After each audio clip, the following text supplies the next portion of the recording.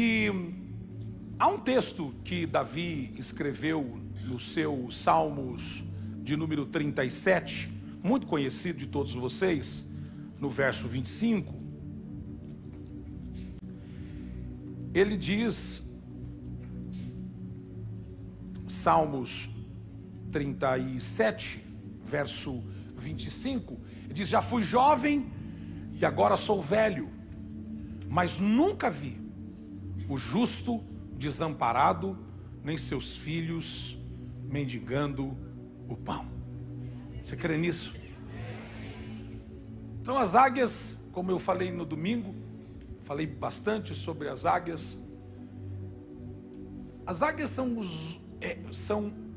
é o único animal, é a única ave que encara o tornado, que encara a tormenta com um objetivo diferente de todas as outras aves. As águias são as únicas aves que voam em direção às tempestades. Enquanto outras aves fogem, elas abrem as asas e usam as correntes de vento ao seu favor. Por isso que eu vou pregar hoje sobre tudo ao seu favor. Diga para o seu irmão, tudo ao seu favor. Se o hálito ajudar, fale mais alto, diga assim: tudo ao seu favor. Até essa dor, ela é ao seu favor. Essa crise é ao seu favor. Essa falta é ao seu favor. Essa perda é ao seu favor. Tudo concorre ao seu favor. Então você tem que entender que as circunstâncias, elas geram uma oportunidade de você vencer. Tem uma coisa interessante na cultura ocidental, oriental. Os asiáticos, especificamente os japoneses, os coreanos e os chineses, eles usam para... Você não vai encontrar a terminologia crise no seu vocábulo. Mas a palavra que nós usamos como crise, eles usam como oportunidade. Então, se você entender as guerras que esses países se envolveram, se você pegar o Japão, não só e por que eles usam a palavra crise como um gancho para a oportunidade? Você sabe que o Japão, especificamente falando da ilha, a qualquer momento, sofre com inundações, tufões, terremotos, maremotos. As placas tectônicas daquela região se movem muitíssimo. É uma ilha. Na verdade, se você for pensar em cálculos exatos, pode acontecer literalmente. É uma ilha. E quando e todas as vezes que eu vou ao Japão, eu tenho a experiência de receber ou uma mensagem, alguma coisa: olha, tem um tufão se aproximando, tem uma tempestade se aproximando. E eu vejo as pessoas do país, nós que somos de fora, ficamos todos apavorados. Eu estava um dia no hotel, daqui a pouco a televisão ligou, o telefone ligou, todos os telefones, aparelhos, procure um abrigo. Você imagina? Eu falei: Senhor, será que é agora? E pior, ruim da comunicação, para saber aonde é o abrigo. Eu falei: não, o abrigo é aqui, vou ter que ficar aqui, porque até alguém explicar onde é o abrigo, se tiver alguma coisa, já foi. E eles usam a palavra crise como oportunidade. Por quê? Porque as pessoas de fora se desesperam, mas eles estão bem, eles estão tranquilos, porque eles aprenderam a lidar com as crises, eles aprenderam a lidar com as adversidades. Isso é uma sabedoria. Isso é uma sabedoria. Paulo escreveu aos Romanos dizendo que todas as coisas cooperam para o bem daqueles que são chamados segundo o seu propósito. Todas as coisas. Eu pedi para que, eu quero agradecer aqui o Paul, em cima dos 45, pediu um videozinho, que além de... Pede o videozinho ainda antes da mensagem. Solta o videozinho para mim, só para que vocês possam ter assim uma pequena ideia do que eu estou falando aqui. Acho que você conseguiu de um tornado? É isso? Bom, aqui tem uma língua de um tornado aqui. Só para que você, claro, estou falando aqui de um aspecto da natureza, mas se isso aqui não faz sentido, se de repente a gente não se sente assim, envolvido no meio de um tufão, de um tornado. Saúde, meu maestro. Você sabe que uma das coisas mais gloriosas no reino de Deus é quando você aprende a confiar em Deus, mesmo quando as circunstâncias não são favoráveis. As circunstâncias não são favoráveis. Então, Davi disse: eu nunca vi um justo mendigar o pão e nem a sua descendência padecer. Eu não conheço que na justiça impere a injustiça. Para o justo haverá justiça, porque o justo tem ao justo Deus que guarda e cuida de sua vida. Agora, entenda isso, e tem 3 textos aqui fervendo na minha cabeça. Depois, na hora que tiver o vídeo, a gente solta. O primeiro é um texto conhecidíssimo, Daniel capítulo 6. Olha que coisa interessante, porque Daniel, no capítulo 6, é um texto extremamente conhecido. O versículo 16 e depois o versículo 27. O verso 16 de Daniel diz assim, vamos ver o que a gente consegue colocar na tela. Daniel capítulo 6, o versículo 16. Veja o que diz: então o rei deu ordens e eles trouxeram Daniel e o jogaram na cova dos leões. O rei, porém, disse a Daniel... Eu gostaria que vocês dissessem o que o rei disse sobre Daniel. Pode ler juntos? Vamos lá? Que o seu Deus... Notem, por favor, que aqui as crônicas do rei foram escritas, transliteradas, falando o que ele disse com a conotação daquilo que ele cria. Olha o D do Deus que ele menciona. Ele não está mencionando um dos deuses da Babilônia. Ele não está falando da estátua que ele mesmo mandou levantar. Ele está falando do Deus de Daniel. E ele diz que o seu Deus, e aqui vem a compensação de servir ao único Deus, não ao Deus correto, ao único Deus. O nosso Deus é incomparável.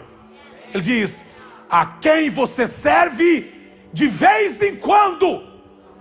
Perdão, serve continuamente. O livre. Então veja, o rei sabe quem é o Deus de Daniel. E Daniel é posto numa cova. Se fosse vazia já era ruim, dizia José. Pior é quando uma cova tem moradores e você vai invadir o espaço dos moradores. Leões famintos. Olha o texto. O verso de número 17 diz, eu acho incrível. Olha, o texto diz, você pode ler comigo? Vamos juntos? 1, 2, 3. Taparam a cova com uma pedra. Aumente os decibéis da sua voz. E o rei a selou com os anéis dos seus nobres, para que a decisão sobre Daniel não se modificasse. Olha o verso 16, se não há no mínimo o que nós chamamos de incoerência teológica. Veja o texto, o verso 16. Então o rei deu ordens e trouxeram Daniel e jogaram na cova dos leões. O rei, porém, disse a Daniel que o seu Deus, a quem você serve, te livre. O verso 17 diz assim: vai livrar, mas vamos dificultar o máximo. Bota uma pedra, sela com o meu anel, chame os nobres, que selem também e que não seja modificado. Escute isso, por favor. O cara diz que Deus te livre, mas se depender de mim eu vou dificultar ao máximo. E é aqui que mora a chave da questão. Deus vai utilizar a sua crise, o seu momento de quebre, para mostrar que Ele é o único Deus capaz de não destruir o selo do rei, mas de fazer o nome dele ser glorificado lá embaixo, lá perto dos leões, a ponto de que o próprio rei tenha que ver que aquilo que aconteceu lá embaixo não seria capaz se não fosse um ato milagroso de Deus. O que vai acontecer na sua vida vai ser um extraordinário. Alguém recebe essa palavra, por favor? Agora veja o verso 18. Diz assim: tendo voltado ao palácio, o rei passou a noite sem comer e não aceitou nenhum divertimento em sua presença. Isso é um jejum. Obrigado pelo seu entusiasmo. Isso aqui é um jejum. Isso, o rei que mandou fechar, o rei que fez o edito, o rei que mandou selar, o rei que mandou, tipo assim, bota ele lá dentro e fecha a boca do leão, não, da cova, não deixa ele sair. E eu vou ficar sem comer. E eu vou ficar, veja por favor, ele volta para o palácio e passa a noite toda sem comer e não aceitou nenhum divertimento em sua presença. Além disso, não conseguiu dormir. Ele ficou com a cabeça em Daniel. Deus vai colocar você, eu não sei se alguém recebe o que eu vou, mas Deus vai colocar a sua foto na cabeça do sistema. O sistema, você não depende do sistema, mas o sistema vai depender de você. Sabe aquela empresa que vai dizer, tem que ser fulano para vir, mas tem outros melhores, mas é que esse cara não sai da minha cabeça. É ele que tem que vir, é ele que tem que ajustar. Eu estava conversando com um irmão, empresário no ramo de limpeza, inclusive está aqui, falou sobre um contrato que ele havia ganhado, não, que havia conquistado, e ele me contando a experiência de ter feito um trabalho bem feito. Ele faz um trabalho muito bem feito, mas um trabalho bem feito no lugar correto chamou a atenção de alguém, e alguém ficou com a imagem dele na cabeça.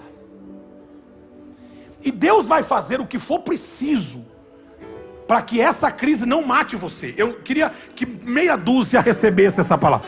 Essa crise não vai matar você, porque depois de uma mensagem de domingo, que a gente diz assim, Deus vai te dar uma visão, Deus vai te dar um sonho, e você cresce, você infla, você maximiza, você tal, e aí Deus diz assim, agora eu vou te dar a crise do despencar da rocha.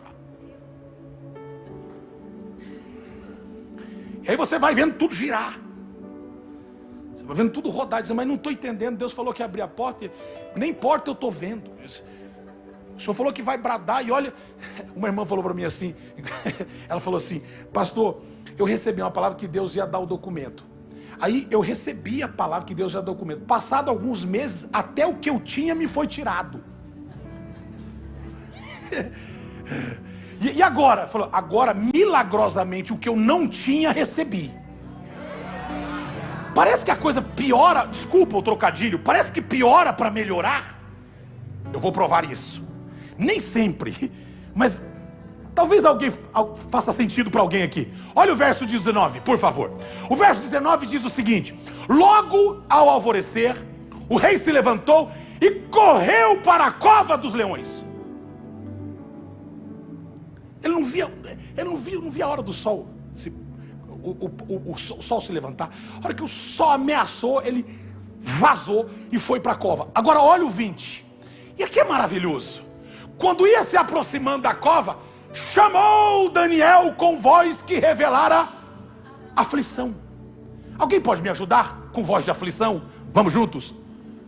Daniel, não, com aflição, você está muito animado. Com aflição, Daniel, a voz de aflição é como se fosse um bé de ovelha. Daniel, você tem coragem? Vai, Daniel, servo do Deus vivo, será que o seu Deus, a quem você serve continuadamente, pode livrá-los dos leões? Olha o verso 21, Satanás vai ter que engolir isso. Daniel respondeu: ó rei, vive para sempre. Não vai matar você. Agora, veja se isso não é paradoxo. Verso 22. Isso não é paradoxo. Verso 22. O meu Deus enviou o seu anjo. Escute, por favor. Nós sabemos que dentro da angiologia, nós sabemos que dentro do estudo dos anjos, dentro daquilo que você entende como organização angelical, a gente podia aqui falar de alguns deles. Daniel diz assim: Deus enviou o seu anjo, que fechou a boca dos leões. Eles não me fizeram mal algum, pois fui considerado inocente à vista de Deus. Também contra ti não cometi mal algum, ó rei. Você já ouviu alguém falar que Daniel dorme na cova dos leões? Já ouviu falar? Sim ou não? Já ouviu falar? Olha o texto 23, o verso 23. Você pode ler o mais alto que você puder? Vamos juntos. O rei muito se alegrou e ordenou que tirasse Daniel.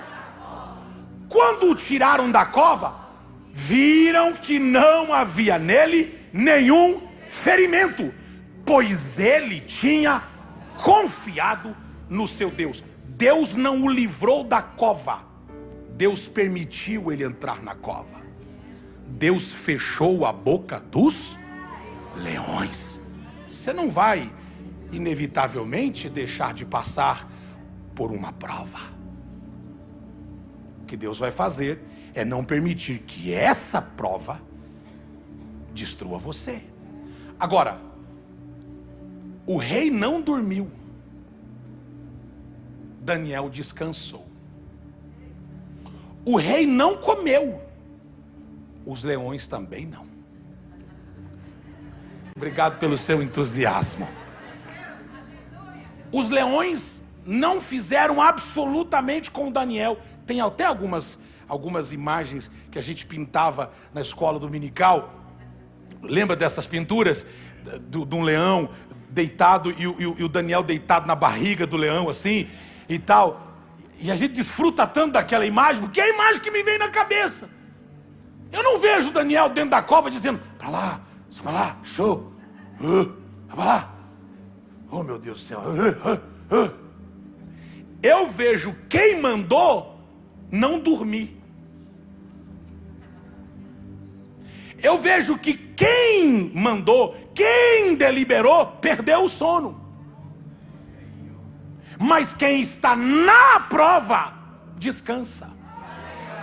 Eu vou soltar uma palavra aqui, alguém recebe. Deus vai te dar paz na tormenta.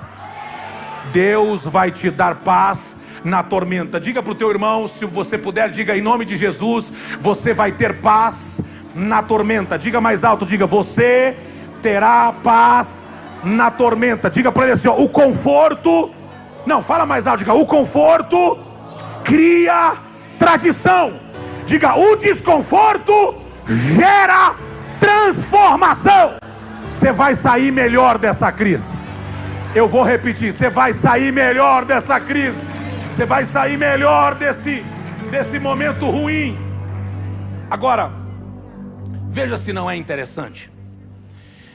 A Bíblia diz, no capítulo de número, e eu acho isso maravilhoso, Jeremias escrevendo, no capítulo de número, se alguém puder, se o pessoal da mídia puder colocar para mim, por favor, Ezequiel, 34, 26.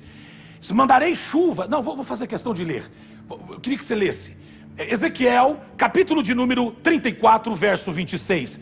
Ó bendita palavra de Deus. Como é delicioso mergulhar na palavra. Veja o que diz, Ezequiel 34, 26. Se você puder ler, por favor, o mais alto, eu vou te agradecer. 1, 2, 3. Eu as abençoarei, e abençoarei os lugares em torno da minha colina. Na estação própria farei descer chuva. Haverá chuvas de bênçãos. Eu queria que alguém lesse isso aqui Eu vou até tirar o microfone, eu quero que você aumente os decibéis. 1, 2, 3. Eu as abençoarei e abençoarei os lugares em torno da sua colina. A estação própria farei descer chuva. Haverá chuvas de bênçãos. Agora, antes de você se empolgar, até chuvas de bênçãos tem estação. Isso quer dizer que tem estação que não tem chuvas de bênçãos. Esse negócio de vai só chover bênção, chover bênção, isso é conto, isso é furada. Porque tem estação que não chove. E você fica, oh Deus, a palavra diz que a chuva vai cair. E o Senhor falou, mas não é estação. Eu posso fazer chover fora de estação, mas diz a palavra que para todo propósito debaixo do céu há um tempo determinado para todas as coisas. Então haverão estações específicas que produzirão frutos. Você pode estar trabalhando duro e não ver nada. Quando chegar a estação, vem o fruto. Gostei até do barulhinho. Eu vou de novo. Você pode estar trabalhando duro, não está entendendo nada, dizendo, mas Deus, eu não estou vendo. Quando chegar a estação, e você diz, olha o fruto aí, eu trabalhei tanto por ele. Só que antes dele vir, não se assuste com as folhas. Porque quem olha para você e diz, só tem folhas, ignora o fato de que para ter folhas, você teve que ter umidade suficiente para ter raízes bem hidratadas, para que tivesse flores. As flores é a antessala de que lá vem frutos poderosos. Eu não vim aqui falar que você só vai ter bênçãos, mas eu disse que cada estação é uma bênção, inclusive a estação da seca. Porque amolece a gente. Uma crise talvez não te enriqueça ou não te empobreça, mas não te deixa igual. Nenhuma crise deixa a gente igual. Agora, olha isso aqui, se isso aqui não é poderoso. Reconhecer as épocas ordenadas por Deus na nossa vida é entender que nada pode ser usurpado de Deus, nada pode ser tirado de Deus, nada pode tirar Deus do controle, nada. Obrigado pelo seu entusiasmo. Você tem que viver com um impulsionamento, que essa estação que você vive é a que Deus quer que você viva. Eu não sei se você já passou por isso, a sensação de você orar e Deus parece que está olhando para você e não fala nada. Alguém já teve essa sensação? Você está orando e Deus está assim, não fala nenhum, nada. Porque você já falou com uma pessoa que você vai falando, ela não fala nada, você fala,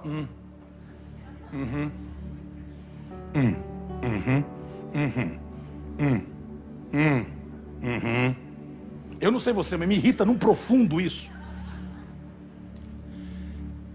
Mas nem isso parece que Deus faz.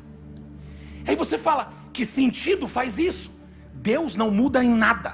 O que está mudando é a gente. Então você precisa entender esse princípio e pega isso. Deus, Ele é inovador, original, que iniciou o princípio da mudança na terra, criando o tempo e as estações. Tudo foi criado por Ele, inclusive esse tempo de silêncio dele foi criado por Ele. Gênesis, no capítulo 1, se puder colocar na tela, por favor, o versículo 14. Veja, palavras de Deus. Gênesis capítulo 1, verso 14. Veja se Ele não é o criador de tudo, inclusive dos silêncios. Olha aí. Disse Deus, haja luminares no firmamento do céu para separar o dia da noite. Sirvam eles de quê? Sinais para marcar, alguém diga mais alto, para marcar o quê? Estações, dias e anos. Chacoalhe o teu irmão e diga, estações, dias e anos. Eu contei domingo aqui para vocês, não sei se foi aqui, se foi no norte, que eu fui orar por uma pessoa que não podia engravidar. Foi aqui? Vou contar de novo. Quando eu fui orar por ela, pessoas prósperas, pessoas muito resolvidas financeiramente, a pessoa pediu uma oração, eu disse, alguma razão específica? Sabe quando você olha assim, não parece que não tem razão específica? Já viu ou não?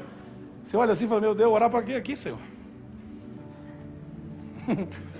Está tudo orado aqui, Senhor, está tudo orado, muito orado. Tem muita oração respondida aqui, Jeová. Ela diz, não, porque eu não posso receber, eu não posso conceber. O assunto era sério. Eu falei, nós vamos orar. Falou, 1 minuto, pastor. E ela foi e trouxe as roupas do bebê, roupas de bebê. E ela disse, se eu puder orar. E aí eu choquei. Por quê? Porque uma coisa é dizer que crê, outra coisa é você estar pronto para receber. Alguém diga amém nessa casa? Então diga, eu estou pronto para receber. Agora, anote por favor, vai acontecer algumas mudanças dentro de você quando você estiver numa crise. Primeiro, nada na terra é tão permanente quanto uma mudança. Nada na terra é tão permanente quanto uma mudança. 2, mudanças são contínuas.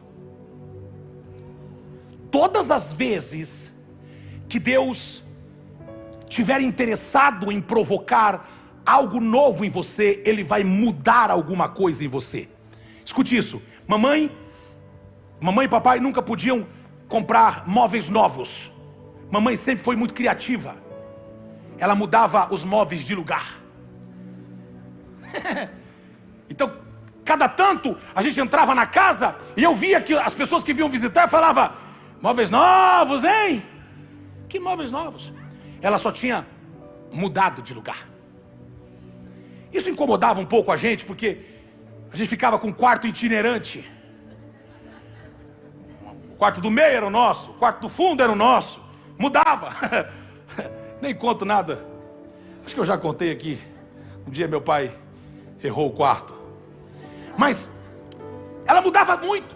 Eu dizia, mas por que você muda tanto? Eu não posso comprar móveis novos, mas eu posso mudar de lugar. É como se Deus estivesse dizendo, eu também, eu vou mudando as coisas de lugar. Eu vou trazendo alguns móveis para cá, eu vou colocando, até que tudo esteja pronto. E quando tudo estiver pronto, eu mudo de novo.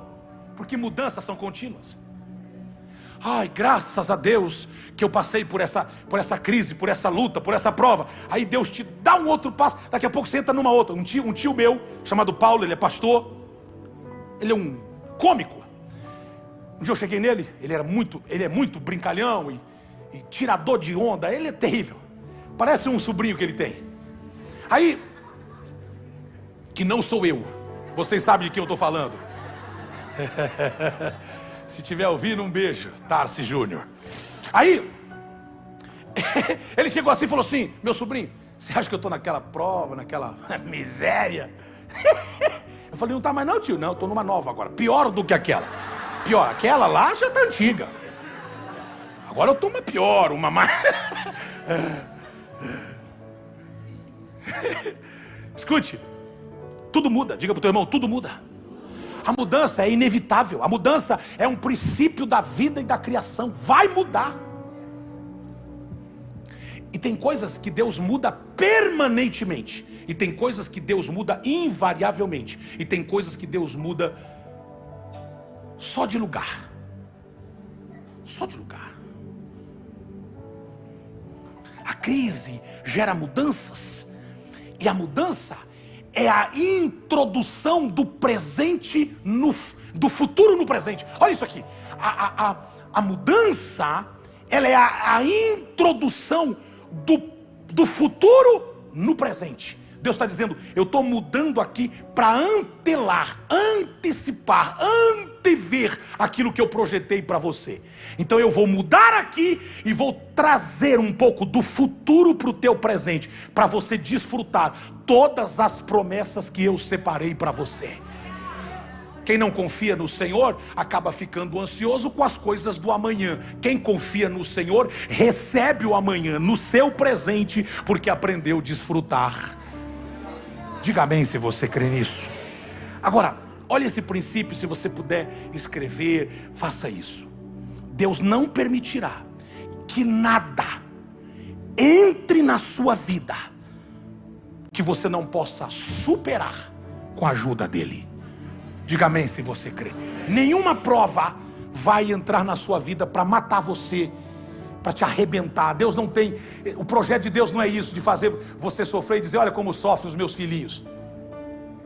Não. Ele está dizendo, vai passar pela luta, mas eu vou provocar mudanças tão poderosas nele, que ele vai chegar do outro lado melhor. Olha o que Deus faz. O Daniel, no capítulo de número 8, por favor, capítulo 3, versículo 16 a seguir. Veja se esse texto não é interessante. Daniel, capítulo de número 3, o verso 16 a seguir.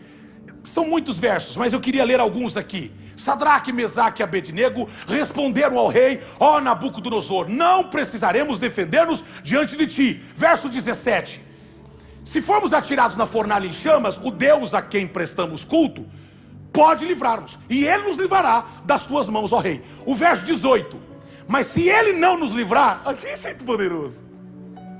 Volta o verso 16, o 17. Se formos atirados na fornalha em chamas, o Deus a quem prestamos culto pode livrar-nos. Amém ou não amém?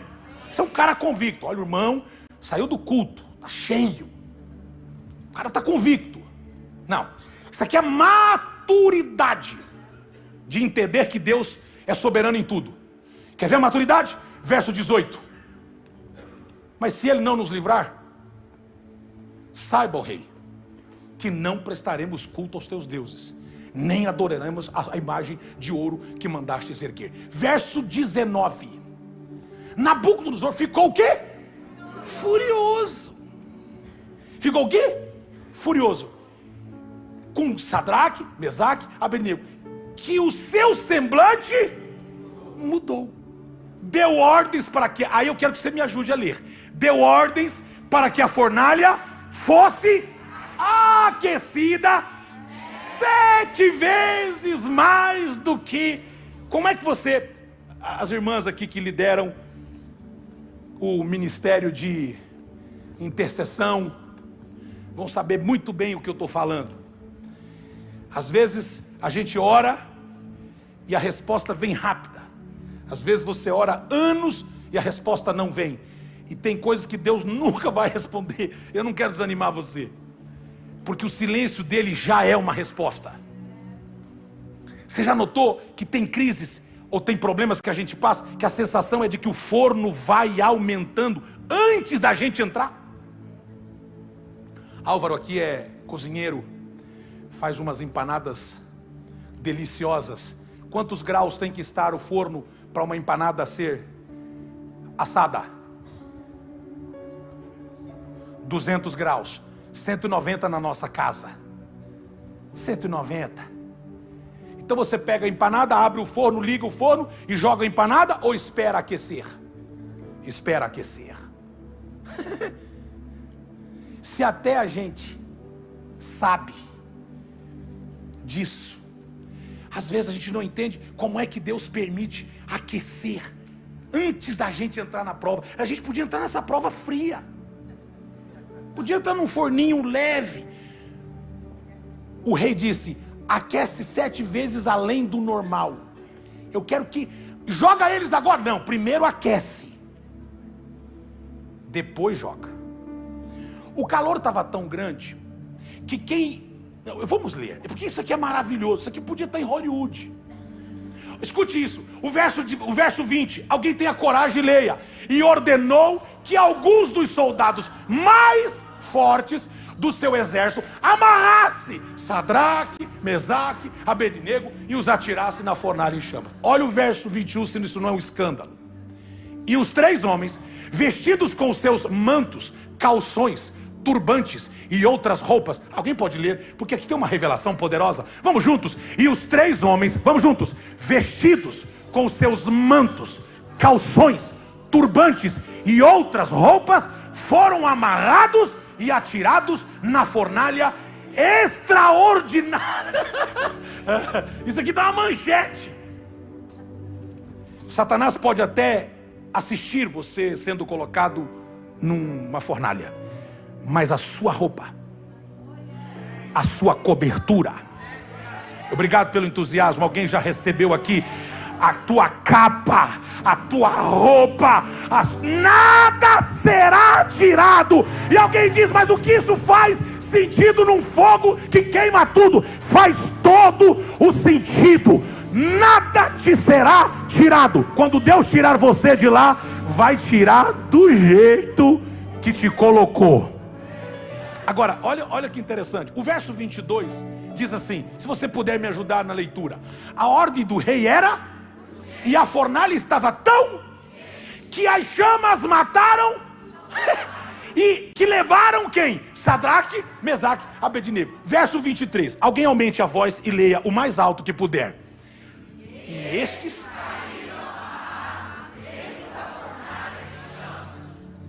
Próximo verso.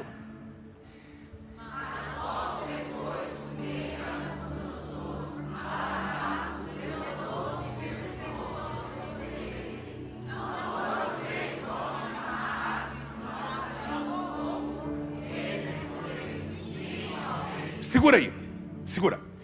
Que eles atiraram foram quantos? Fora os soldados que morreram no calor. Já é nulo. Já é nulo. Ele diz, quantos nós atiramos na fornalha? E eles responderam, quantos? 3. Muito bem. Foram 3? Sim, ó rei. Verso 25. Olha o que diz o texto. Vamos juntos. E o rei exclamou, olhem. Não, alguém fale com mais força. Diga, olhem. Estou vendo 4 homens desamarrados e ilesos andando pelo fogo, e o quarto parece com um filho dos deuses. Essa prova é só para fazer Deus aparecer. Obrigado pelo entusiasmo. Eu vou aqui na direita. Essa luta aí é só para fazer Deus aparecer. Eles terão que ver que não só você foi ileso, como Deus desceu na fornalha com você. Maestro, tem música de Deus descendo na fornalha? E talvez faz uma musiquinha de Deus, o semelhante ao filho dos... Ele chama dos deuses. Nós sabemos que aquele poderoso que não perdeu nenhuma batalha, quando jogaram Sadraque e Mesaque e Abednego, vai maestro, jogou os 3 lá embaixo, o Senhor disse, Deus, eu vou descer lá. Pai, me permita, eu vou descer lá, porque eu permiti que eles entrassem nisso. Eles foram fiéis a mim, eles não se prostraram diante de outros deuses. Então nós vamos andar juntos no meio da aflição. Eu não sei se alguém está pronto para dançar no meio da crise, para dançar no meio. Catedral, tem alguém aqui? Você vai dançar no meio da crise, você vai celebrar no meio da crise. E aí, me permite a minha imaginação, que Deus primeiro libera eles, estão desamarrados, estão ilesos, soltos. E a minha pergunta é, o que é que eles estão fazendo? O texto diz que eles estão andando pelo fogo. Que coisa interessante, andar pelo fogo. Andando pelo fogo, ilesos. E andando pelo fogo. Agora, não há uma ordem de retirada. Não tem uma ordem que diz, se eles sobreviverem, nós vamos tirá-los. Se eles andarem no fogo, não havia possibilidade disso. É que o rei olha e diz, quantos foram que jogamos? 3, ó majestade. Pois bem, mas eu estou vendo 4. E além de ver o quarto parece a semelhança, o rosto, o jeito.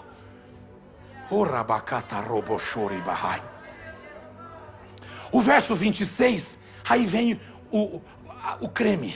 Então Nabucodonosor aproximou-se da entrada da fornalha em chamas e gritou, eles têm um hábito de, antes de livrar, chamar.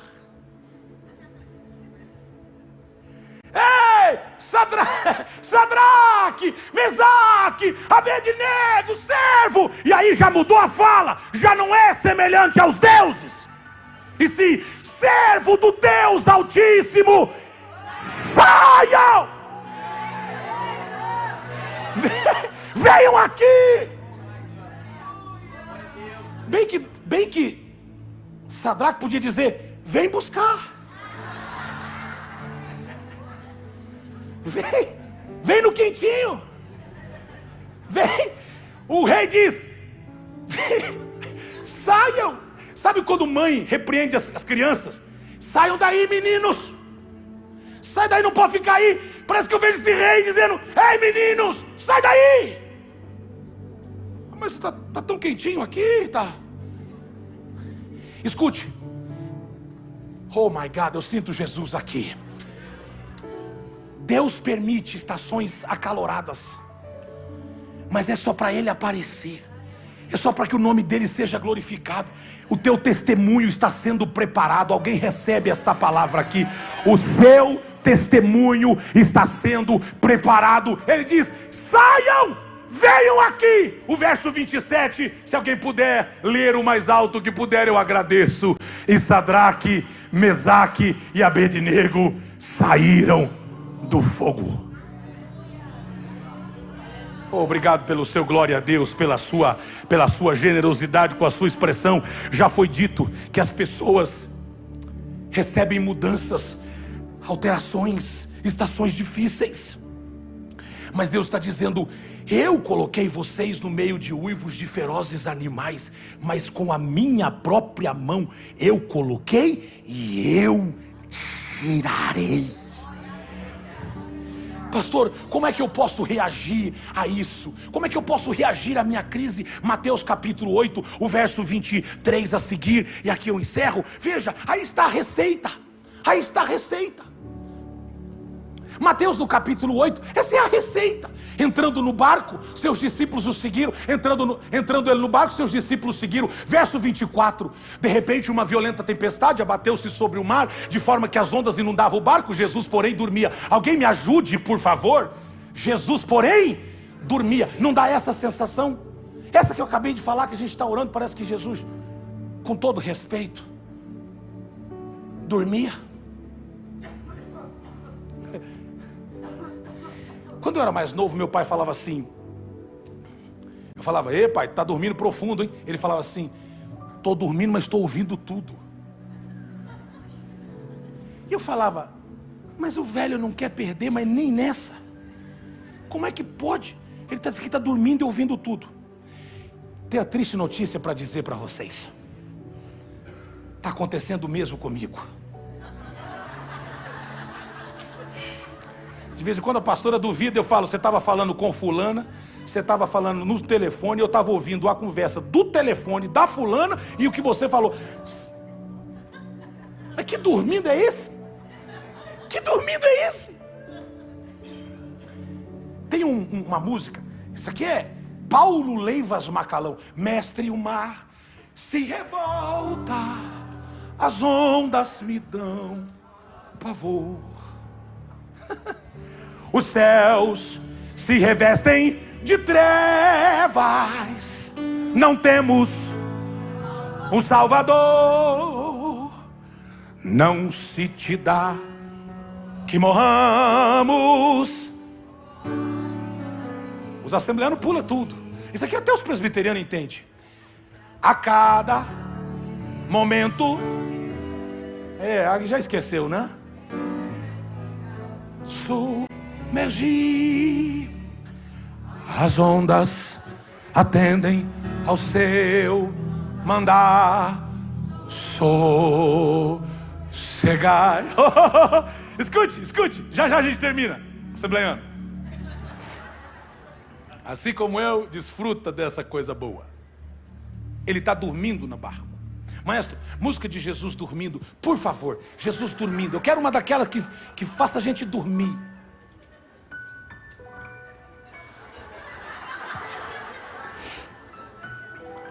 E Jesus dormia. Fale para o teu irmão, e Jesus dormia. Fala assim, cabeça quente igual sorvete. Fala, e cabeça quente igual sorvete. Jesus dormia. Enquanto isso, verso 25, maestro, para que eu já estou abrindo a boca. Os discípulos foram acordá-lo, clamando de Senhor, salva-nos, vamos morrer. Olha o estado emocional de Jesus. Olha o estresse de Jesus. Se não me irrita ver um texto desse. 26. Ele perguntou, por que vocês estão com tanto medo? Ele está de brincadeira. Senhor, a água batendo assim. Falou, mas por que vocês estão com tanto medo assim? O que está acontecendo? Homens de pequena fé. Senhor, com todo respeito, o que é pequena fé? O que é ter uma fé pequena? Bom, talvez eu não consiga explicar para vocês, Jackson, o que é uma fé pequena. Eu só sei o que é uma fé. É conseguir pegar no sono, mesmo com a água batendo no convés, mesmo com a tempestade levantando, o furacão batendo dando de trombada. E aí ele primeiro repreende os seus discípulos e depois repreende o vento. Bem que ele podia repreender o vento. Ele diz, calma, e depois ele fala assim, seus meninos, vocês são cabeça dura. Não, ele primeiro repreende. Então, veja a cena. A água batendo, e ele diz, por que vocês estão com o barco assim subindo? Por que vocês estão com tanto medo, homens de pequena fé? E então ele se levantou e repreendeu os ventos e o mar e fez completa bonança. Alguém pode me ajudar? Como é que ele repreendeu o vento? Nem diz como ele repreendeu, mas diz como ele repreendeu os discípulos. Porque o problema não é a crise, o problema não é a circunstância, o problema é como a gente encara isso. Tempestade? Isso é fichinha para ele. O problema é o nosso coração. Tempestade? Isso aí vai. O problema é a gente. Como a gente. Olha, como todos vocês sabem, eu passei por um período duríssimo de depressão, de pânico e de ansiedade. Eu luto todos os dias. Olhem bem para cá. Eu luto todos os dias contra vozes que querem me fazer sentir as mesmas coisas, os mesmos medos, os mesmos temores. Por mais que eu sou vencedor e triunfei sobre isso, mas todos os dias. Nós temos um amigo, pastor da rede do GKPN, é um homem muito manso, um líder, um grande líder. E assim, o jeito dele é tão assim, que um dia eu perguntei, pastor, com todo respeito, esse jeitinho seu assim, oi querido, é sempre assim, porque me irrita. O senhor, eu na sua presença me sinto um pecador desgraçado.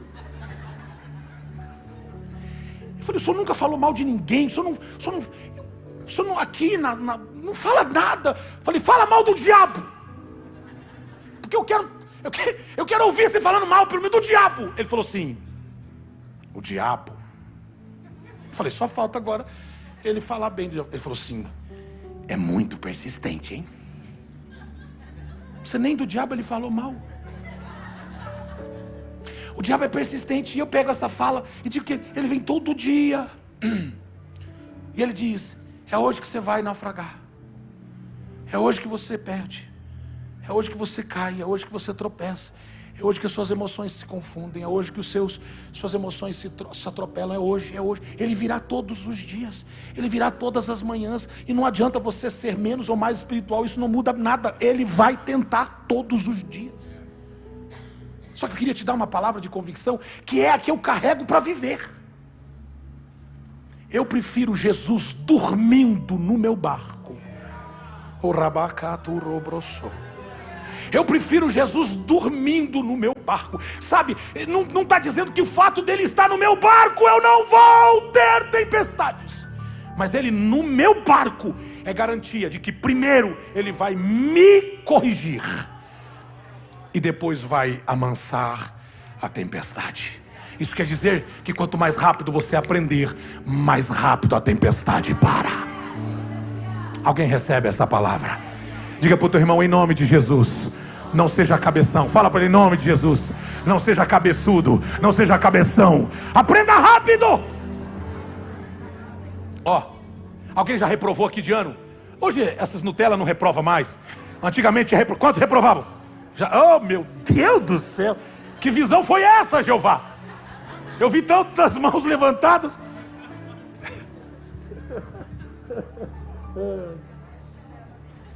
Até perdi o que eu ia falar, de tanta mão que eu... Meu Deus do céu, supletivo. Quando eu fui para Inglaterra, quando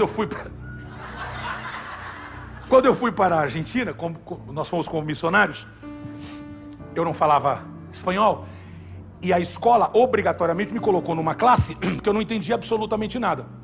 Eu tive uma coisa que os médicos chamaram de crescimento, eu não lembro a terminologia médica, mas a terminologia científica, mas foi um crescimento acelerado dos meus ossos.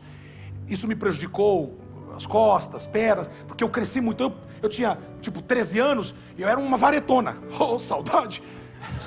Aí, hoje eu sou uma floresta. Aí, você vai chegar lá, viu, povo? Aí, até perdi o raciocínio. Aí, eu cheguei, ok. Aí a professora falou assim, mas é que ele, nessa série, ele não vai ser ruim para ele e tal. Nós vamos descer ele 2 anos. Se ele pegar rápido, a gente coloca ele mas a gente tem que descer. Então, na Argentina se usa guarda-pó, avental. Os alunos usam avental. Sabe o que esses médicos usam? Avental, guarda-polvo. E guarda-pó porque guardava pó mesmo. É uma guarda-pó, entendeu? Ok, guarda-pó. O meu mesmo era o pó puro. Era branco. Aí, minha mãe comprou bonitinho e tal. Eu cheguei na aula. Escola 20 San Martín. Quando eu cheguei na aula, eu era maior que a professora. Lembro-me que a professora fez assim: Bienvenido, Antônio. Classe, vamos darle bienvenido al Antônio. Bienvenido, Antônio. E ela disse assim, ó, lá no fundo. Aí eu fui. Todos os alunos eram pequenininhos. Todos. Eu virei o pai de todos. A partir daquele ano, ninguém mais brigou com a nossa classe, porque eles falavam, ó, vou chamar o brasileiro. Eu era o maior. Eu achei legal quando eu cheguei.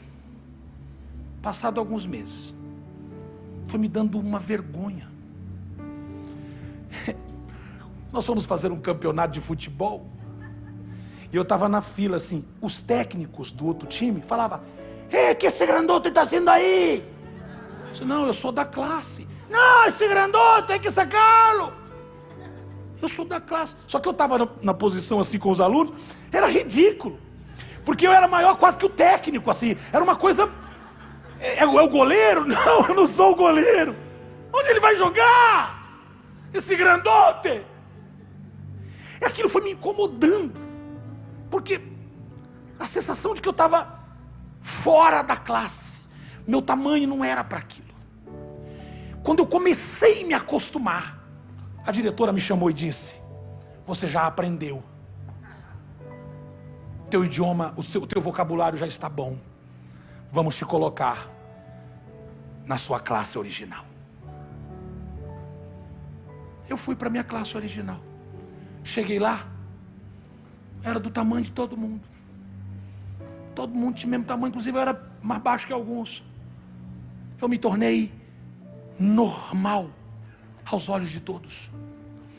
Deus está dizendo para você, essa fase de você se sentir diferente, de você se sentir deslocado, de você se sentir como se estivesse fora da sua estação, isso tem prazo para acabar. Aprenda rápido.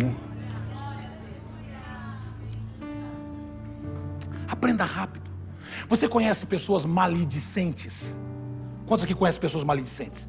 Deixa eu explicar para você o que é ser um maledicente.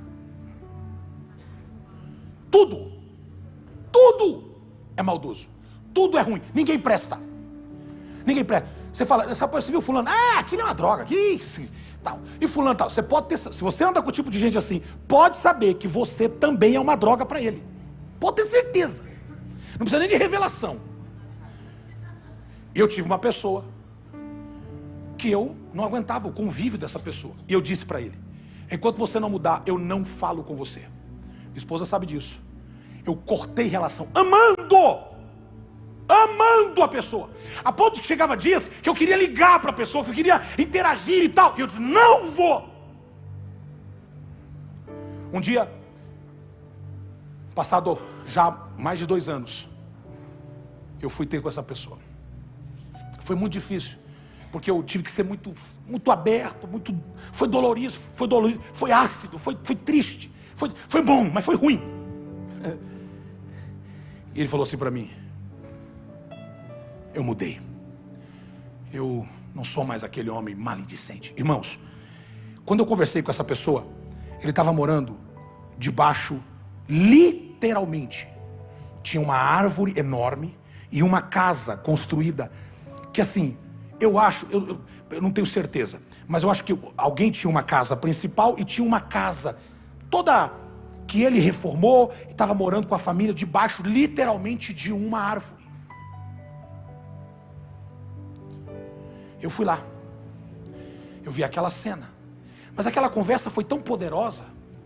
Lembro-me que foi num restaurante, um restaurante simples assim, de lanches, e ele abriu o coração e nós choramos, e foi tão bonito e foi tão maravilhoso. O dia que essa pessoa mudou, escute isso, hoje é um grande empresário, tem vários funcionários na sua empresa, hoje tem a sua casa própria, diga de passagem, uma bela de uma casa, carros, tem várias coisas que ele entende como coisas do desfrute da vida dele. Um homem abençoado. E a chave não foi ser trabalhador, porque sempre foi trabalhador, ser honesto, sempre foi honesto. Foi mudar a fala. Pelo amor de Deus, quando é que você vai melhorar isso? O seu vocábulo, a forma que você se dirige com as pessoas, a forma que você manda uma mensagem, a forma que você fala, a forma que você reage. Ninguém presta. Escute, o dia que você parar de ser maledicente, o dia que você parar de ver maldade em tudo e começar a olhar virtude, olhar graça, olhar favor, Deus vai dizer: você é confiável, eu posso te dar coisas maiores. Eu queria liberar essa palavra. A sua estação acaba de mudar. Essa é a sua estação, esse é o seu tempo. Está favorável para alguém aqui? Eu oro, nós estamos no mês junho, dia 6, aniversário do Leandro, evangelista. Estava dando uma digitadinha ali numa mensagem. Escute, para quem? Também? Aniversário hoje? Louvado seja Deus. De mulher a gente não pergunta a idade, fica tranquila. Agora escute, Deus vai transicionar você para uma fase mais calma. Eu não sei se você precisa disso, eu estou precisando. Só que a gente, você também dá, bom? Hein, Paulo? Também dá? Paulo está falando até em casamento. É verdade, Paulo? É mesmo? Não vai dar para trás não. Oh, glória a Deus. Sabe?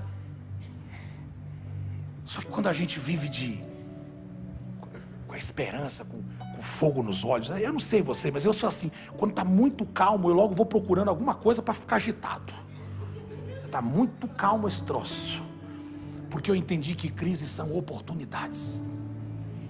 Então, em nome de Jesus, levanta a cabeça, para de ser moribundo, para de reclamar. Foi domingo? Foi domingo que estava sol quente? Foi domingo? Ou segunda? Domingo. Eu vi um irmão, mas esse sol. Eu falei, pelo amor de Deus. Pelo amor de Deus. Porque ele estava suado. Ai, lindo. Pelo amor de Deus, rapaz, nós só temos frio, a maioria dos meses é frio. Olha esse sol, deixa queimar, deixa queimar, deixa queimar. Para de reclamar. Se bobear no inverno, a mesma pessoa diz, ah, mas esse frio, sabe? Fica de pé, chacoalha o teu irmão, diga em nome de Jesus, presta atenção, levanta ele aí. Não levanta ele não, só manda ele levantar. Fala, pelo amor de Deus, fala, ajuda você, fala, se ajuda essa noite. Muda seu vocabulário, sabe? Eu estou com uma sensação de gratidão, sabe? Irmãos, eu acho que a gente vai ficando mais, não sei se a palavra mais velho, não acho que não é isso, né? Não é mais velho, mais experiente, pastora Marta, é assim, mais experiente. A gente vai ficando mais leve, hipoteticamente falando, a gente vai ficando mais leve. E assim, sabe aquela sensação de acordar e dizer obrigado, Senhor, obrigado, obrigado, Senhor, aleluia, obrigado, Senhor, obrigado, Senhor, obrigado. Às vezes não temos tudo que queríamos ter, mas temos o que Deus nos deu e é suficiente para viver o dia, é suficiente para viver o ano, é suficiente para ter. Obrigado, Senhor, obrigado, Senhor, obrigado, Senhor. Sabe, quanto mais você agradece, mais cresce, Deus mais faz, agradece mais. Sabe, pega esse tornado e diga, eu sou uma águia e vou usar essa tempestade para descansar. Eu vou usar essa tempestade para que o vento que bate debaixo das minhas asas me faça descansar. E as pessoas vão olhar e vão dizer, escuta, você não está com medo? Diz, não, eu aproveitei o vento para descansar. Acreditar que o Senhor é bom e a sua misericórdia dura para sempre. Deus vai reverter a sua história, meu irmão. Deus vai reverter a sua história, minha irmã. Eu não vou fazer aqui uma pergunta, ou melhor, eu não vou trazer pessoas aqui, mas vou fazer uma pergunta. Talvez você precise de uma mudança de status no país. Você precisa de uma mudança de status no país. Nós vamos orar por você. Eu estava contando um testemunho de um irmão. Ele chegou aqui ilegal. O ilegal, aquele que entra no 007. Ele entrou escondido em alguma coisa. Entrou. Era do mundo. Aceitou Jesus. Fizemos discipulado. Um dia ele entrou no meu escritório. Falou assim, pastor, eu preciso abrir meu coração. Eu falei, pois não, meu filho. Eu não sou eu. Eu falei, sangue de Jesus tem poder. Como assim você não é você? Ele diz, não. Eu sou eu, mas o eu que eles conhecem aqui não sou eu. Falei, meu filho, descomplica. Ele falou, é que eu entrei nesse país, eles não sabem que eu estou. Mas eu entrei sendo um outro. Só que agora, eu não sou o outro, porque o que entrou já não sou eu. E aí ele arrancou um documento assim, irmão, só de lembrar me arrepia. Ele mostrou um documento assim, eu vi a cara dele e um nome que não era ele. Eu falei, o sangue de Jesus tem poder. O que é que você fez? Ele falou, pastor, eu preciso de uma solução. Eu falei, solução? Ele falou, irmãos, o desespero que me deu. Eu falei, queima isso. Não, e eu lembro que ele foi disposto a tudo. E ele começou a rasgar, ele quis jogar no meu lixo. Eu falei, nem no meu lixo vai jogar essa porcaria. Você joga fora esse troço. Ele falou para mim assim, é que eu tenho uma palavra de Deus sobre a minha vida. Eu tenho promessas que eu vou ser um obreiro. Eu fiquei olhando para aquilo e falei, meu Deus, um obreiro 007. Falei, mas Deus chamou quem? Chamou esse aqui ou chamou o outro? Que depende quem Deus chamou. Ele falou, o que é que eu faço? Eu falei, você vai ter que falar a verdade diante da justiça. Eu falei, pastor, mas eu vou ser preso. Eu falei, meu filho, você vai ter que falar a verdade. Caso contrário, pega suas mudanças e some desse país e vai embora. Porque você está literalmente ilegal nesse país. Ele saiu de lá, eu atordoado, e ele pior. Fez uma carta contando toda a história dele. Ele morou na rua aqui, foi alcoólatra, cheirou cola. Jesus libertou esse homem. Escreveu uma carta. Eu lembro que quando eu li a carta dele, eu chorei. Falei, Jesus, que caia essa mesma unção no juiz que vai ler isso aqui. Porque a carta dele, só de lembrar me emociona. Falei, é terrível, porque era verdade. E ele mandou. Demorou. Um dia nós já estávamos nesse prédio aqui. Ele chegou aqui nessa região, falou assim, me chamou, falou, pastor, eu tenho uma palavra sobre aquele processo. O que é que foi? O juiz aceitou. E reverteu a minha história. Eu falei, aceitou? Aceitou. Ele falou, e vão me dar visto aqui no país. Agora, aonde é que tem nas normativas da lei, se não é a graça de Deus interferindo no sistema? Porque viu que havia pureza, honestidade, limpeza. Já não era mais aquele homem maledicente, maldito, que fez coisas equivocadas no passado, mas agora um homem que estava, e hoje é um homem abençoado, que tem, enfim, não vou ficar dando detalhes também aqui, mas é um homem abençoado, legalizado, toda a sua família legalizado, entra e sai do país, está abençoado, e hoje usa isso como um testemunho para dizer, use essa crise como uma grande oportunidade. Pegue na mão do seu irmão, não larga da mão dele enquanto ele não disser amém. Não, mas não larga não, ele já disse amém, mas não larga não. Fala assim, eu vou orar por você. Você vai desfrutar. Fala mais alto, você vai desfrutar. Coloca o vídeo se dá, se tem como. Pegue na mão desse irmão. Você não vai morrer.